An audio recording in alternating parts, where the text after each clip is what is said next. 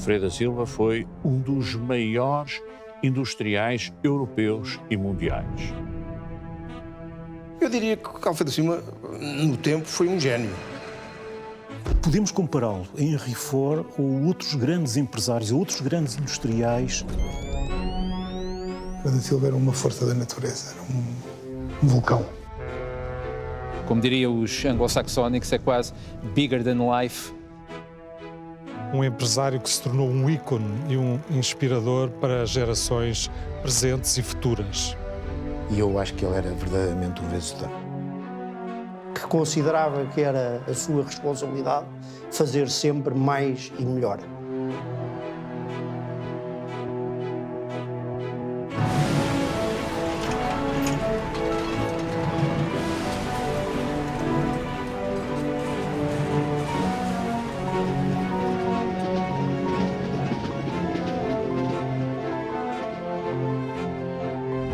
Que empresário foi este no Portugal da viragem do século XIX para o século XX? Portugal era o país mais pobre da Europa Ocidental.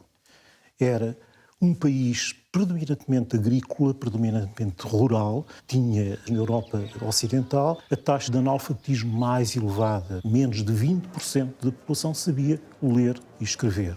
Portugal não tinha conhecido nenhuma revolução industrial, era um país atrasado e decadente. Alfredo da Silva, neste contexto, foi um empresário que pensou em grande escala, é um industrial que vai, devido à fraqueza tecnológica interna e de recursos humanos, que vai importar tecnologia e que vai importar técnicos estrangeiros no domínio da química industrial para desenvolver a atividade dos adubos e também dos pesticidas. E fê-lo num tempo adverso, num tempo que não era de maneira nenhuma facilitador desta iniciativa empresarial. Teve que enfrentar crises económicas e crises financeiras de grande vulto, mas soube enfrentar todas essas crises para dar saltos em frente. Transformou as crises em oportunidades. Não há entre os nossos intelectuais, artistas, jornalistas ou políticos alguém cuja iniciativa e poder de coordenação se compare com os de Alfredo da Silva no campo industrial. Ele não é aquilo a que vulgarmente se chama um self-made man. Ele nasce numa família medianamente rica já em 1871. O pai dele e o tio tinham várias lojas e armazéns numa zona nobre que a cidade tinha, que era aquela baixa. Vendiam tudo, colchões, reposteiros, móveis. Nasceu e viveu na zona mais atualizada da hierarquia urbana da cidade em termos de contacto com as novas ideias. Era, por isso, alguém muito habituado ao cosmopolitismo de Lisboa. Ele tem uma sólida formação em indústria química, comércio, gestão de empresas. Foi o melhor aluno do seu curso e desde cedo teve a vontade de criar, de tornar Portugal industrial. Ele ficou órfão muito cedo e o pai lega-lhe uma herança a ele e aos irmãos já importante para ele se lançar. 57 anos mais tarde, Alfredo da Silva viria a deixar uma herança 125 vezes superior à que recebeu do seu pai. Portanto, grande parte das ações que a mãe tinha em companhias e em bancos é o jovem Alfredo que, ao fim e ao cabo, vai gerir isso, na altura com 19, 20 anos. E desde muito novo atinge lugares de relevo na administração de empresas, vai prosseguir uma política de apreensão das boas práticas internacionais através de viagens ao estrangeiro. Quando lemos a imprensa desses anos, 1891 em diante, a figura dele já surge comentada como a de um jovem irreverente, que tinha uma noção muito clara daquilo que era gerir empresas. Começou logo a ser notado, não sempre pelos melhores motivos, porque tinham, de facto, uma presença por vezes muito agressiva, que era também uma das suas características, mas que a nata do empresariado da época começou logo a ver nele uma esperança. E a primeira enfim, história pública dele é dele entrar numa Assembleia Geral que o Banco Lusitano teve em 1891, pedindo para não ser interrompido e ameaçando, em estilo dandy, dar bengaladas a quem não o deixasse expor a sua ideia.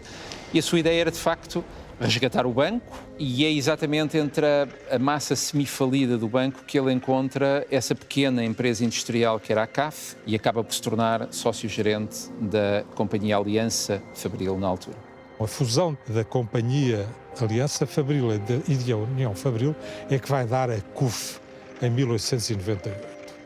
Eram pequenas fábricas muito ligadas ao fabrico de géneros básicos. Sabão, velas, alguns óleos e não muito mais do que isto. Sob a liderança dele, a partir de 1898, vai se tornar o coração daquela Lisboa industrial, Alcântara, aquela zona junto ao rio, e vai ganhar imediatamente um vulto enorme e uma importância enorme no início logo do século XX. Sob a gestão de Alfredo da Silva, a CUF viria a passar de 100 empregados para 2.000 em apenas uma década e para 16.000 nos anos 30. O setor agrário começa a necessitar de uma área que até aí nem a CAF nem a CUF tinham, que é a área dos químicos, adubos. E as primeiras grandes inovações técnicas dele na CUF é lançar-se, de facto, no fabrico industrial de adubos que tinham direta implantação numa área que ligava a lavoura à indústria. A sua grande preocupação foi fazer produzir em Portugal aquilo que não existia em Portugal. O seu centro de gravidade sempre foi este, e a vontade de desenvolver o país, o mais e melhor. O país não tem, a CUF cria. O que o país não tem, a CUF cria. O que o país não tem, a CUF cria.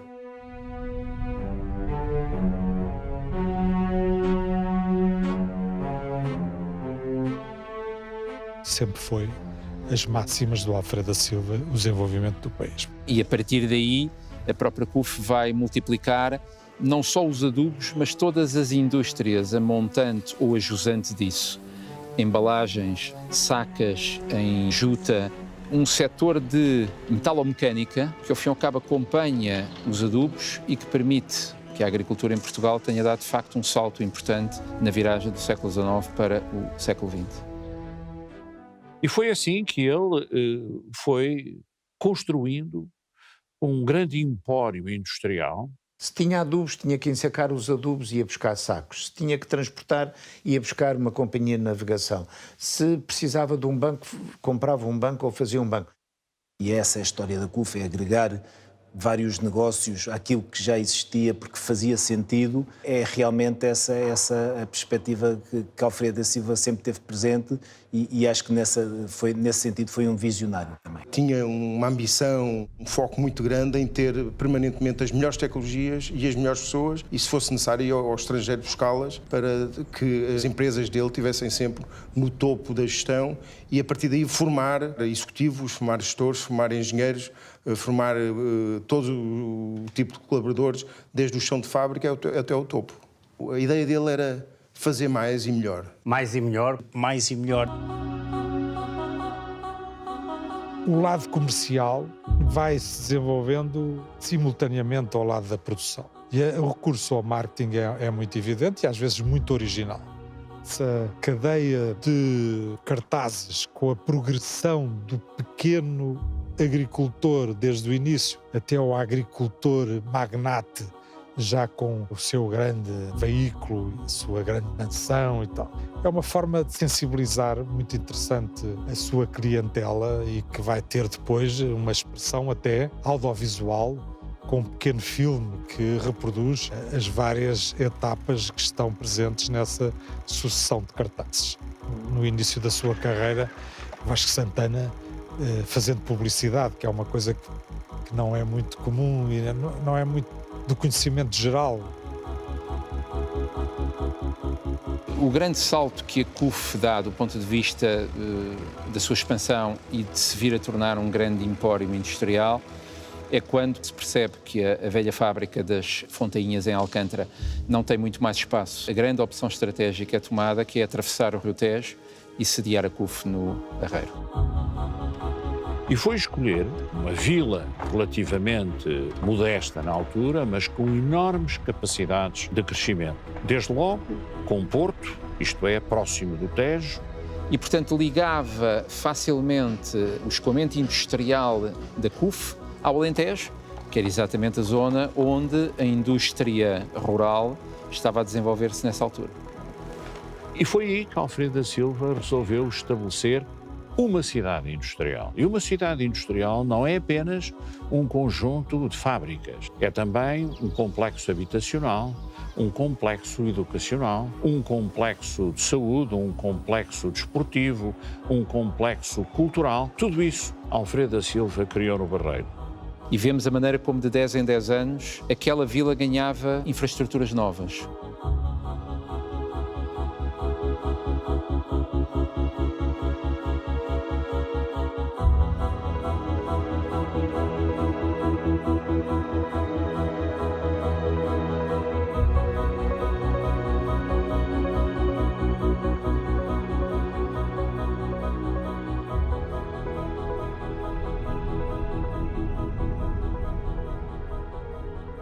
E se nós podemos dizer que inicialmente houve a CUF do Barreiro, a alturas tantas, se calhar temos que pensar que tanto em termos de estrutura sociológica e de emprego, passou a existir sim um Barreiro da CUF. A escolarização dos colaboradores e familiares viria a ser uma das fortes apostas da CUF. De 64% de escolarizados em 1930, passaria para 88% em 1970, uma média bastante superior à do país.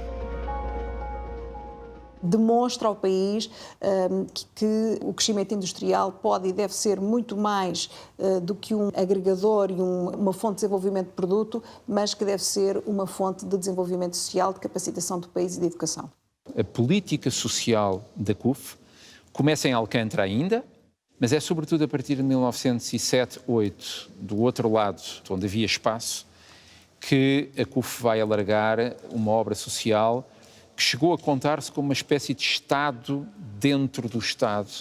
Teve impacto no desenvolvimento urbano dos centros onde instalou os seus principais polos industriais. Foi assim no Barreiro, que é o exemplo de maior dimensão. Curiosamente, não foi uma tradição que fosse abandonada pelos seus sucessores, porque a tabaqueira também constrói, já noutra dimensão e com outra lógica, um bairro operário em torno da tabaqueira.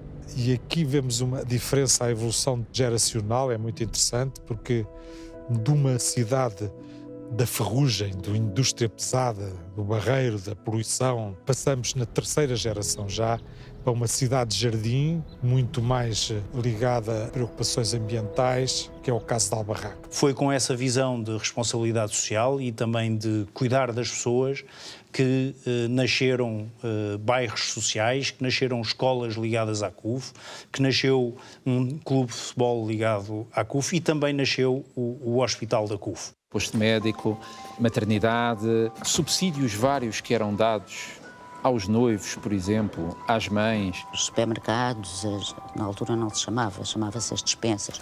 Os refeitórios, havia vários refeitórios. Claro, o cinema, íamos sempre ao cinema. Colónias de férias que ficaram muito na memória dos trabalhadores da CUF e dos seus sucessores, de que ainda hoje falam. Eu nasci na CUF, nós vivíamos num mundo à parte. Não havia falta de nada. Uma verdadeira obra assistencial, numa altura em que ainda não existia um Estado com as políticas sociais que hoje temos. O desporto fazia parte das pessoas da CUF, sobretudo dos jovens. Começávamos muito cedo a fazer desporto e fazíamos ginástica, jogos de basquetebol, patinagem. O grupo desportivo também foi uma importante realização. Era uma forma de as pessoas estarem em conjunto, verdadeiramente serem uma família, a família cufista, e que se traduziu, de facto, num grupo desportivo que no futebol chegou à primeira divisão. Originou excelentes jogadores que depois eram transferidos para outros clubes de maior dimensão nacional. Andava muitas vezes acima do 5º lugar. E a entrar em provas internacionais. Dizia-se que os jogadores da CUF eram privilegiados, porque tinham sempre o emprego garantido, mas é verdade, porque nós era uma família CUF deu trabalho a todo o país. Pagava salários que eram significativamente acima da média do país, como assegurava outras prestações que considerava que eram necessárias. Porque ter um emprego na CUF, além de ser um diploma de excelência para quadros médios técnicos, para engenheiros que fizeram a vida toda na CUF, para o operariado significava ganhar melhor, significava ter casa, significava ter escola. As primeiras letras que nós aprendemos foi o C, o U e o F. Aprendi que CUF também quer dizer como uma família. Como uma família. Portanto, o que ele sabia era que se tivesse operários satisfeitos com os serviços que tinham para além do seu trabalho, daí as creches, daí os refeitórios, daí as casas, e os bairros, daí o cinema, daí o hospital, e se sentissem protegidos, essas pessoas iam produzir mais. Quer dizer, é uma visão moderna, para a época, ultramoderna. E isto era uma lógica assistencialista. Por vezes era mal vista, havia sindicatos que entendiam que ele estava, num certo sentido, a desarmar a potencial contestação operária, mas temos que acreditar, e várias fontes falam disso, sobretudo operários das fábricas CUF, que são unânimes em afirmar que, de facto, havia ali um cuidado humano. Alfredo da Silva estava longe de imaginar que o futuro lhe reservava um atentado à bomba no automóvel e uma arma apontada à cabeça, que, por ironia do destino, haveria de encravar.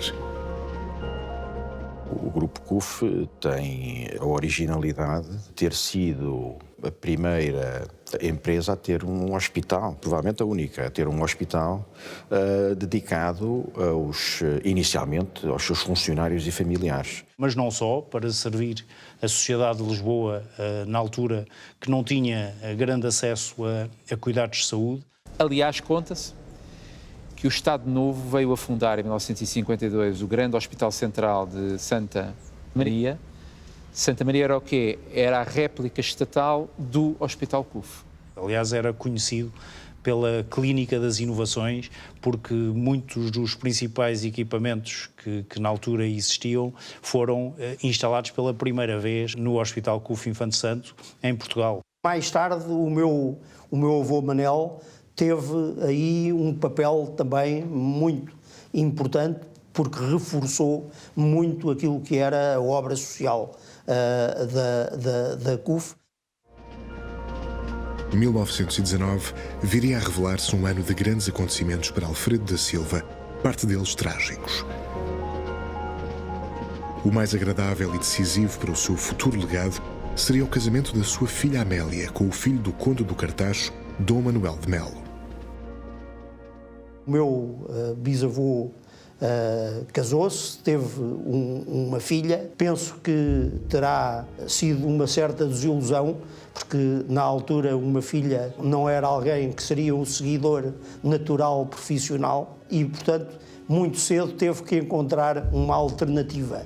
E uma alternativa que foi o meu avô, quando ficou noivo da minha avó, filha única de Alfredo da Silva. De tal maneira que quando o meu avô foi-lhe pedir a mão da filha, da minha avó, ele disse: casas com a minha filha.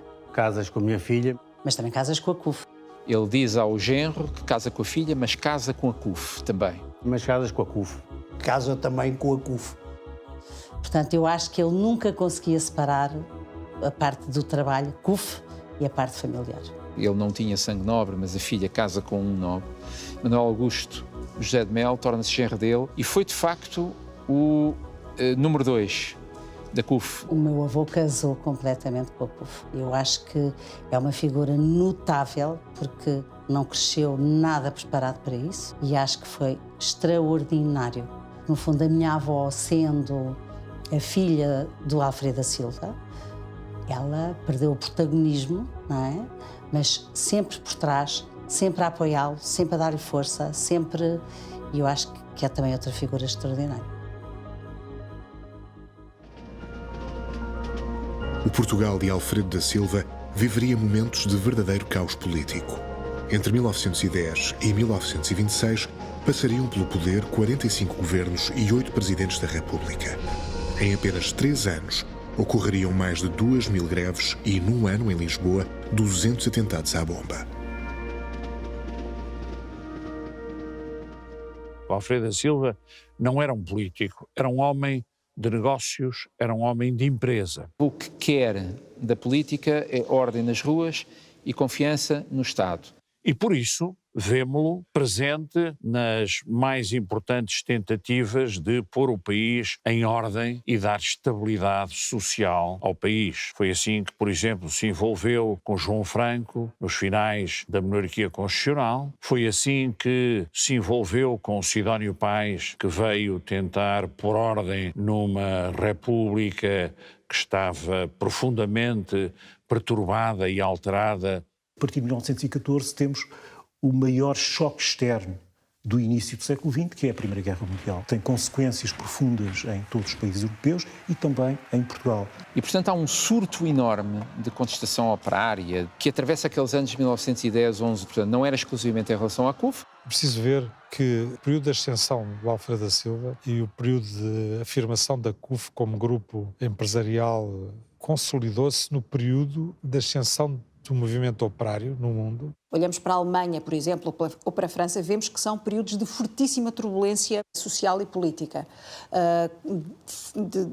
de forte colisão entre ideologias diversas, com um crescimento enorme dos movimentos sindicais, associados também depois ao desenvolvimento e ao expandir da Revolução Soviética, e, no fundo, a um crescendo da conflitualidade social dentro das empresas. A moderna sociologia classifica a gestão do Alfredo da Silva como uma gestão paternalista, pai de todos os operários. E o pai de todos os operários não obviou a que, efetivamente, houvesse uma reação a esse paternalismo. Em 1919, um ano muito difícil para a CUF, que não era só a contestação operária, é o ano em que Alfredo da Silva sofre 2 atentados.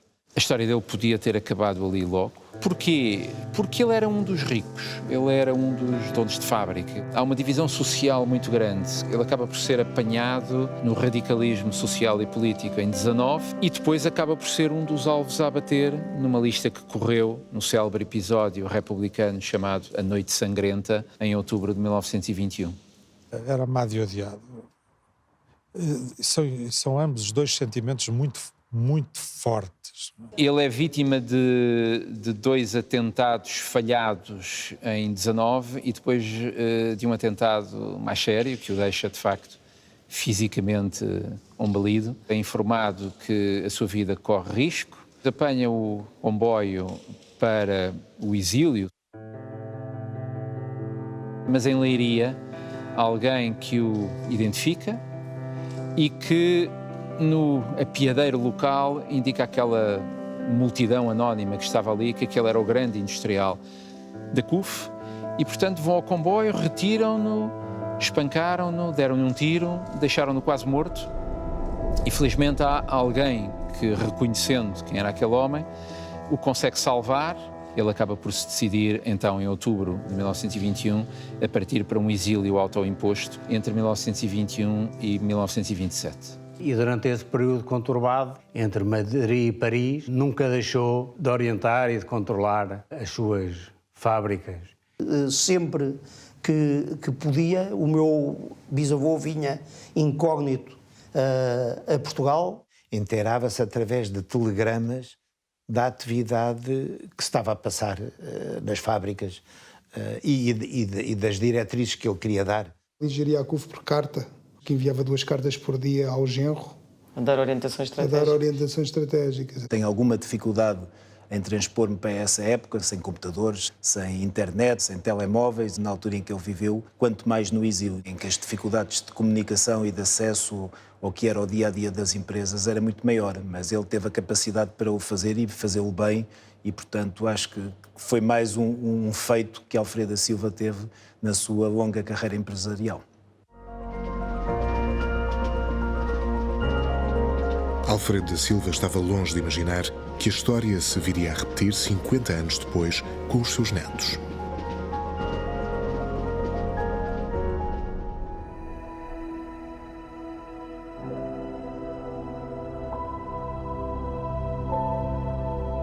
São anos em que a biografia dele sofre mas a obra alarga-se.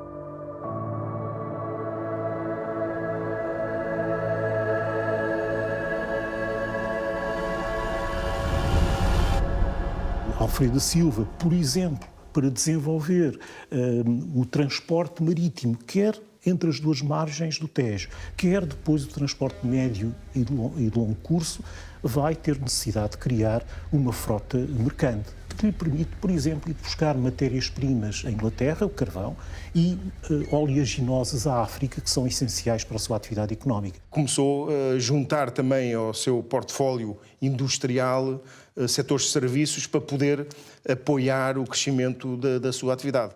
Em 1919 que ele funda a chamada Sociedade Geral, abreviadamente conhecida como ESG, que era uma empresa de navegação e, ao mesmo tempo, para alavancar os negócios CUF, vai tomar o controle de uma velha casa bancária chamada José Henriques Tota, que virá a ser a Casa Bancária Tota ou o Banco Tota. Entre 19 e 21, cria-se um triângulo estratégico com todos os seus braços em desenvolvimento. A CUF torna-se não apenas uma empresa, mas um grupo. E o grande salto que é dado é exatamente na passagem dos anos 10 para os anos 20. Esse momento é um momento difícil, mas é também um momento de transfiguração e acaba precisamente com a ideia do que era a visão estruturada do Alfredo da Silva de construção do império empresarial, com a entrada no concurso dos tabacos, já no tempo da ditadura, com a criação da tabaqueira, ganhando mais uma peça-chave na sua estrutura empresarial.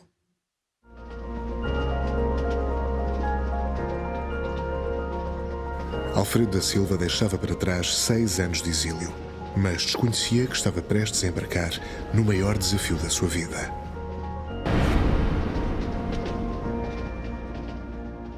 Ele vem do exílio em 1927 e, pelas repercussões internacionais que a queda de Wall Street nos Estados Unidos tem em 29, portanto há uma recessão económica geral, e isso repercutiu sobre os negócios CUF. Portugal era o país com a inflação após a Primeira Guerra Mundial mais elevada. O efeito que isso tem num grupo que cresceu muito rapidamente, relacionado com uma casa bancária que é o Banco Tota, que atravessa dificuldades com outros devedores que não apenas as dívidas internas no interior da CUF, são sérios. E exatamente a partir de meados dos anos 20, o grupo CUF passa por uma crise profunda, que vai parar o seu desenvolvimento, a sua expansão, até aos anos 40. O afundamento do Banco Tota podia contagiar a própria CUF. E Alfredo da Silva, o que é que tem que fazer? Tem que resgatar o banco.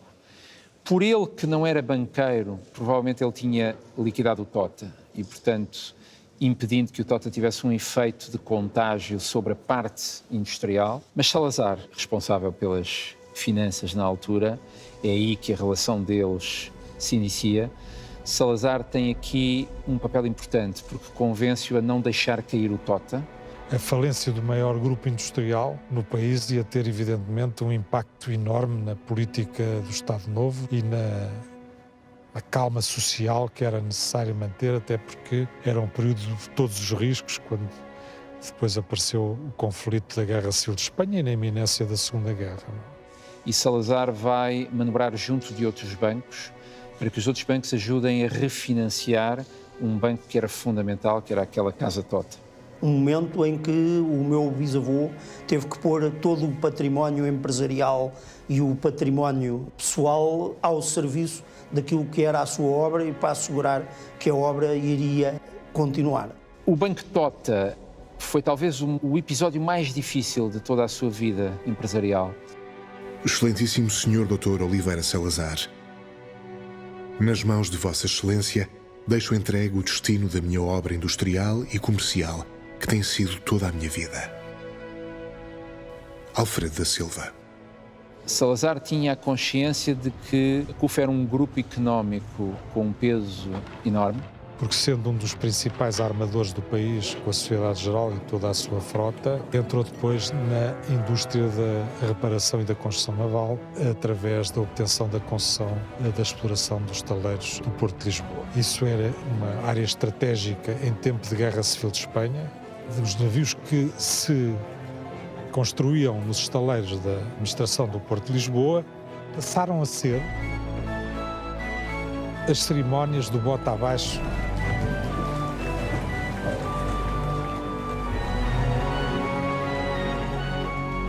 Com a presença do Presidente da República, Marshal Carmona, nunca com Salazar, note-se. Realmente, um país não pode desenvolver-se sem arte. Alfredo da Silva e Salazar coexistiram juntos, entenderam-se bem, mas nunca foi um político de Salazar naquele sentido em que era demasiado impetuoso, demasiado arriscado, demasiado imprevisível até, para um homem rotineiro, cinzento, tímido, reservado, como era de facto o ministro das Finanças Salazar. O meu bisavô era alguém com uma personalidade muito forte e quando era contrariado podia ser, eu diria, irascível. Ele era um bulldozer, não tenho qualquer dúvida sobre isso. Teria um temperamento muito difícil, disso não haja qualquer dúvida. Portanto, era um homem sem medo e, portanto, não devia favores a ninguém. Apesar de ir lá pedir a intervenção do Primeiro-Ministro, era desassombrado. Há alguns momentos que também ilustram a personagem carismática, popular e muito específica que era o Alfredo da Silva. Há momentos com o Marshal Carmona em que o Marshal se nota que está a rir à gargalhada, porque o Alfredo da Silva tinha também esse lado picaresco, cómico, brejeiro, que era capaz de dizer as maiores inconveniências e que certamente as gerações seguintes não acompanharam na continuidade o seu genro muito mais sóbrio e muito mais contido nessas cerimónias públicas. Derrubava montanhas para atingir os objetivos de forma ética. Alfredo da Silva era um homem de palavra. E há uma história bonita. No dia em que ele exatamente contrai um empréstimo na Caixa Geral de Depósitos para salvar o Tota, tirou a sua aliança de ouro, aliança de casamento, e pô-la em cima da mesa como garantia da sua palavra. E o banqueiro diz-lhe imediatamente: Sr. Silva, guarda a sua aliança. Entre nós basta-me a sua palavra. Basta-nos a sua palavra. A palavra do industrial era tudo. Poucos meses antes da sua morte, chamou o meu avô, passou um cheque e liquidou aquilo que era a última prestação do último empréstimo que ainda tinha vivo. Isto, obviamente, que na família é um momento de enorme simbolismo na perspectiva daquilo que é a responsabilidade do empresário. Ele conseguiu de tal maneira ir vencendo esses momentos de turbulência que conseguiu de facto passar um grupo aos sucessores plenamente pujante e em crescimento, em plena guerra, portanto. Tenho a honra de reportar que a indústria portuguesa perdeu a sua figura mais proeminente, com a morte, aos 71 anos, do Sr. Alfredo da Silva.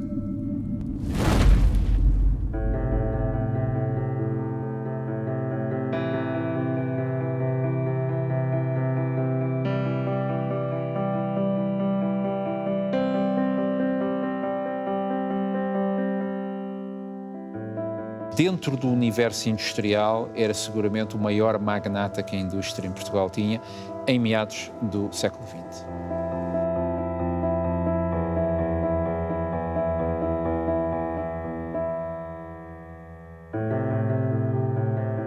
Alfredo da Silva morre aos 71 anos. Mas a sucessão estava mais do que estabelecida, era o seu genro, Manuel Augusto José de Mel, era seu genro há 20 e poucos anos, portanto ninguém teve dúvidas de que a CUF entrava naquela altura na era dos Mel. Eles tinham personalidades muito diferentes. O meu avô era muito mais discreto, mas teve um papel fundamental, e esse papel fundamental foi de consolidação do grupo. Esse sangue Mel temperou o sangue Silva e deu-lhe aqui outras qualidades que o sangue Silva não tinha. Acho que correu bem essa mistura. E, de facto, a grande expansão do grupo é pelos seus descendentes.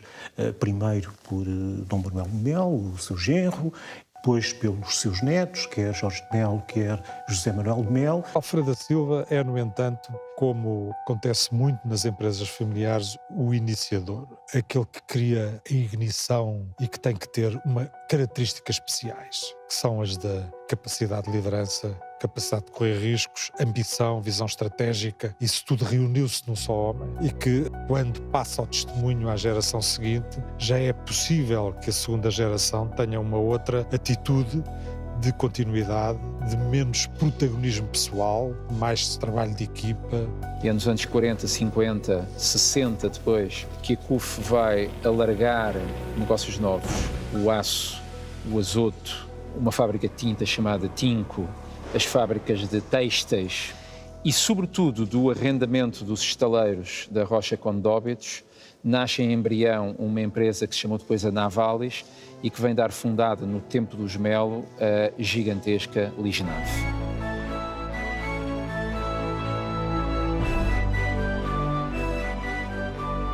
O auge dessa expansão são os anos 60. As empresas do grupo multiplicam-se por 3 e o número de atividades em que o grupo está presente multiplica-se por 2.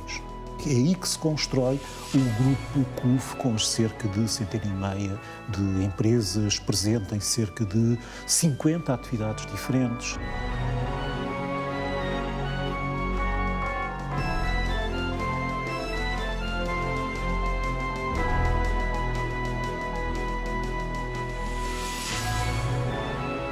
Da marca criada em 1927, a Vaqueira, o grande salto industrial é dado quando Dom Manuel de Mel passa a fábrica para a zona de Albarraque e torna-se uma unidade absolutamente de vanguarda nessa indústria e, sobretudo, torna-se uma marca no cotidiano das pessoas em geral, porque os mais velhos ainda se lembrarão dos famosos maços de SG Ventil, de SG Gigante, de SG Filtro, que eram os maços de cigarros que homenageavam os barcos da SG. Era o maior grupo da Península Ibérica. Ele está seguramente entre as maiores organizações empresariais da Europa. Empregava no seu universo geral 50 mil pessoas, 50 mil operários, funcionários, quadros médios, o que, se nós multiplicarmos pelas famílias, podemos estar a falar em 150 a 200 mil pessoas que viviam da CUF.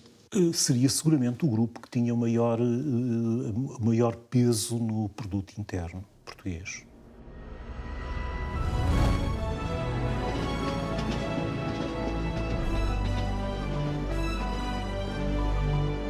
Extravasando para os dias de hoje, não há nenhuma empresa em Portugal, nenhum grupo financeiro em Portugal que tenha o peso que a CUF tinha na economia do país em 1974. Só para lhe dar um exemplo, a Auto Europa, em 2018, anunciava que valia do PIB 1,6%.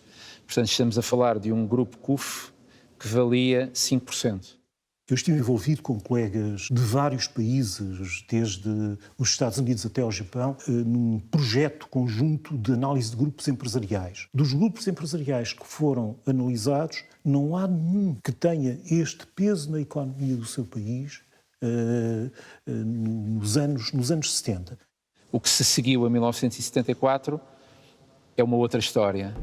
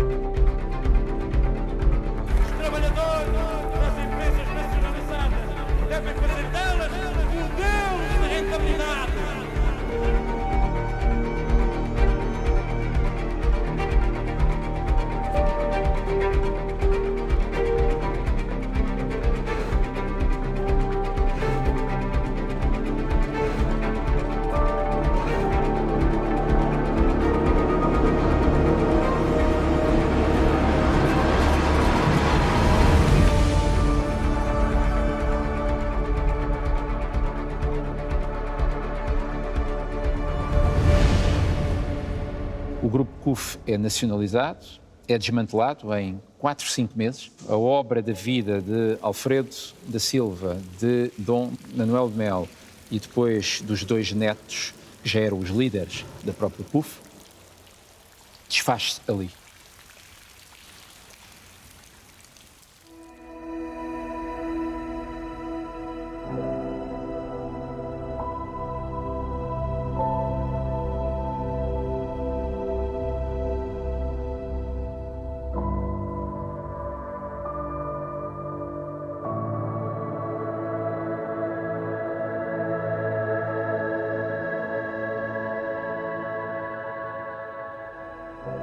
Com a minha idade, aprende-se que a vida tem coisas boas, tem coisas más, mas tem sobretudo aquilo que a gente quer que ela seja. E para isso tem que se construí-la.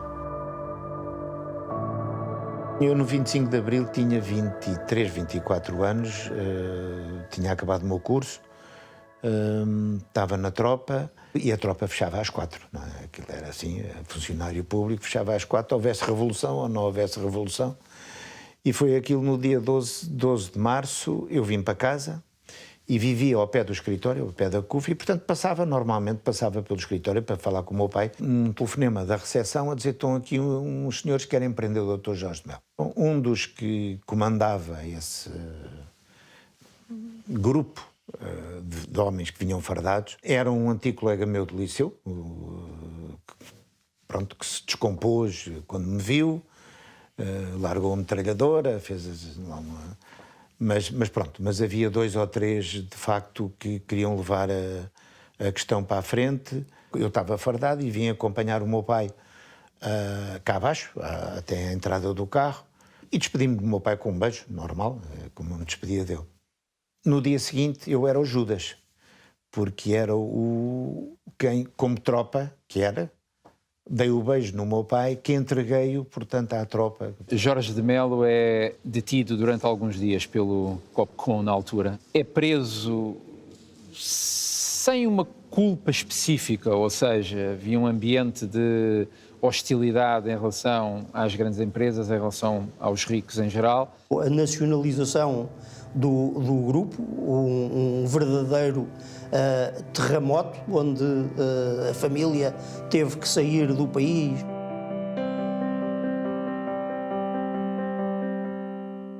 Costuma dizer-se que a história não se repete, mas rima. E, de facto, há semelhanças entre o exílio, neste caso autoimposto, que o grande industrial Alfredo da Silva viveu nos anos 20, com o exílio que a geração dos netos vai ter a partir de 1975. Independentemente de se afetou a nossa família ou não, o que as nacionalizações dilapidaram de património, de capital em Portugal, tanto a nível de recursos humanos, de meios produtivos, etc., foram um dano gigante. Foi um dano gigante e foi um... Eu acho que as nossas gerações nem têm muita noção do pobres que ficámos. Basta perceber que a maioria das grandes empresas ainda tem dívida, não é? Resultante daí, não é? As nacionalizações vão ter, em 1975, vão ter um impacto tremendo, enfim, são a morte do grupo empresarial. Não apenas do grupo CUF, mas daquilo que é o topo da hierarquia empresarial. O facto de se decapitar a cabeça desta pirâmide, o topo da estrutura empresarial, tem efeitos no próprio desenvolvimento empresarial do país. Tudo tem um fim, mesmo as grandes aventuras empresariais, e nós estamos aqui num espaço simbólico, uma das últimas empresas construídas por este grupo, que foi a Lisnave, e que foi uma empresa com uma escala europeia. Depois é a história de como a família Melo se reergueu e se reinventou, embora com um ADN que remonta ao pai Melo e ao avô Silva. Grupo José de Melo e Nutrinvest Sovena. 2 grupos que haveriam de renascer dos destroços para se tornarem líderes em áreas como a saúde, a indústria química, a mobilidade e o agroalimentar.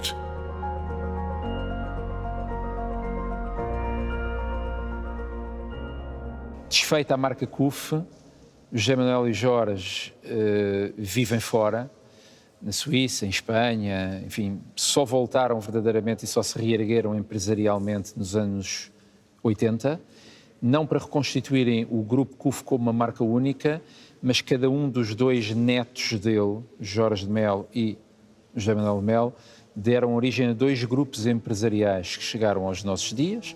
Jorge de Mel, o grupo Sovena,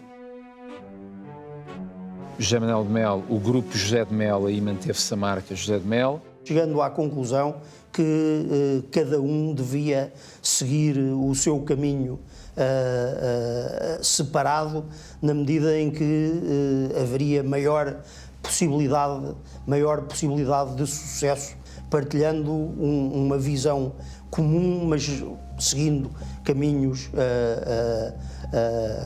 diferentes. Eu acho que houve um peso enorme na decisão de voltar para Portugal e de voltar a reerguer o grupo que o nosso avô Jorge de Mel teve e que vem do Alfredo da Silva e do pai dele, do Manuel de Mel, de isto não acaba aqui.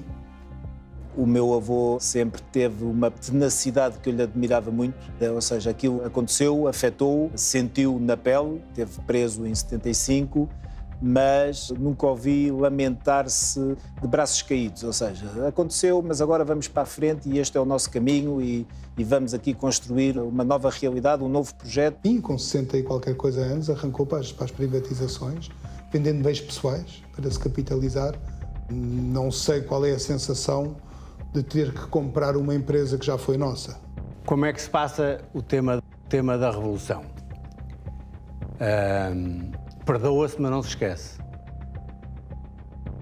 A história empresarial dos Mel podia ter acabado ali, ou seja, eles podiam ter, por simplesmente, vivido alguns anos fora e depois voltavam, refaziam a sua vida, mas não refaziam grupos empresariais. Há muitas pessoas que não conseguem perceber o que é que isso significa, mas porquê? Porque isso está-nos no sangue. Há a história de como o avô Silva, um dia em conversa com o neto Jorge, lhe disse: bom, tem vários sangues dentro de si, mas tem pelo menos um quarto de sangue dos Silvas, que é gente que faz coisas. Alfredo da Silva passou essa lição à filha e ao genro, e a educação dos dois netos é muito a educação de continuarem essa obra, não serem simplesmente ricos, serem ricos para quem o código de ética é gerar valor e riqueza para outros. Para eles também, como é óbvio, não há nenhum mal nisso.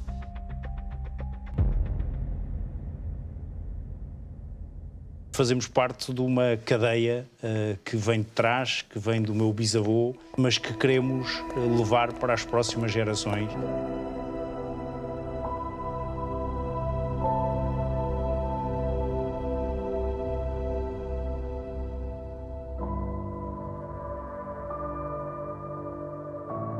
Nós somos uma família muito grande. Somos uma família que, digamos, estando desde a origem de Alfredo da Silva, já na quarta, quinta e sexta geração, e portanto somos mais de 100 elementos.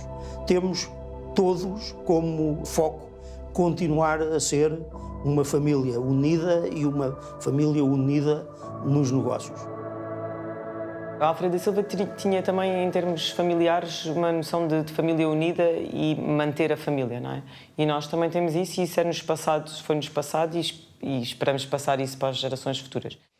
E aquilo que os une é não só um passado empresarial que faz com que a família Silva Mel seja uma das poucas, eu diria quase a única dinastia empresarial, a única linhagem empresarial ativa no país de forma contínua há 125 anos. Passou por 2 guerras mundiais, passou por 4 regimes diferentes, monarquia, república, Estado Novo, democracia. Mesmo em termos internacionais, sobretudo no quadro das grandes empresas, os exemplos são raros. Muitas vezes eu me pergunto, obviamente há momentos onde chego à casa e digo para que é que isto serve? Mas não, no dia seguinte, provavelmente olhando pela janela do nosso escritório, lá se vê a chaminé do Barreiro, lá se vê a chaminé ali de Alcântara. E se calhar é por acaso, mas é uma curiosidade, O Hospital Cufetejo, que nasceu agora, é na Avenida 24 de Julho, não é? Onde tudo começou. Dá-se, de facto, a circunstância de a nova marca vanguardista da CUF em 2020, o novo Hospital Cufetejo, indicar como seu endereço oficial a Avenida 24 de Julho, número 171. E os escritórios da velhinha CUF, no tempo em que o Alfredo da Silva tomou conta da fábrica, ficava na Avenida 24 de Julho, número 170. Portanto, é literalmente atravessar a rua, onde ainda está a chaminé dos químicos, e nós passamos da velha fábrica Sol e das Fontainhas para o novo Hospital Cufetejo.